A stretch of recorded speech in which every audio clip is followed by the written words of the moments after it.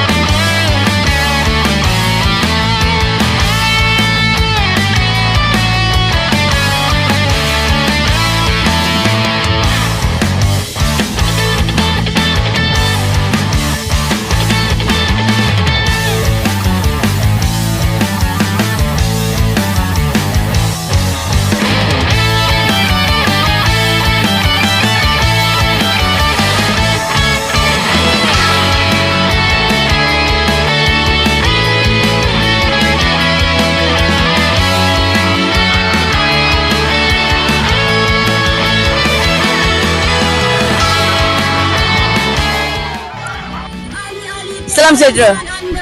Bolehkah cikgu perkenalkan diri? Saya Cikgu Fazuli, guru rumah sukan bendara.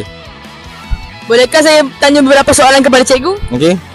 Okey, soalan pertama, apakah kelainan atau pembaharuan yang diperkenalkan berbanding tahun sebelumnya? Okey, untuk tahun ni kita banyak kelainan dan pembaruan yang kita dah buat.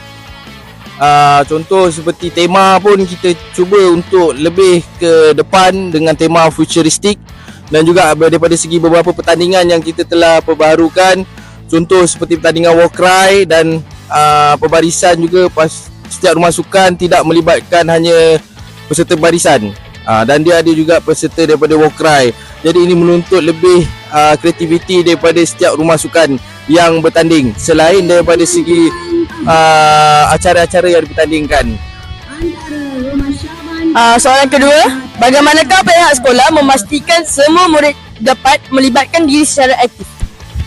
Dengan bertambahnya beberapa pertandingan seperti pertandingan war cry dan pembarisan yang telah diasingkan, dan juga beberapa acara balapan dan padang yang ditambah berbanding tahun-tahun sebelum ni, jadi penglibatan daripada boleh dikatakan hampir ke semua pelajar lebih tinggi berbanding tahun-tahun sebelum ni. So jadi pelibatan ni memang kita akan kekalkan supaya pelibatan murid yang terlibat dengan hari sukan sekolah, terutama dalam kurikulum sekolah, dapat dilibatkan secara penuh. Itu sahaja daripada saya. Terima kasih. Salam sejahtera. Hari ini saya bersama dengan olahragawan SMK Seri Mahkota pada tahun 2026. Tania, bolehkah anda perkenalkan diri? Nama saya Muhammad Marzuki Shah bin Muhammad Syahrin dari tingkatan 5 UUM. Okey, soalan pertama, apakah persiapan saudara sebelum bermulanya kejohanan ini? Pada awalnya saya sudah hampir menyerah pada tahun lepas sebab kekalahan, tapi saya tetap berlatih tanpa henti sehingga kejohanan ini. Soalan kedua, adakah saudara akan meneruskan dunia sukan ke peringkat lebih tinggi? Ya, saya akan pergi ke peringkat lebih tinggi seperti MSSM dan SUKMA pada tahun ini. Itu sahaja daripada saya. Sekian, terima kasih.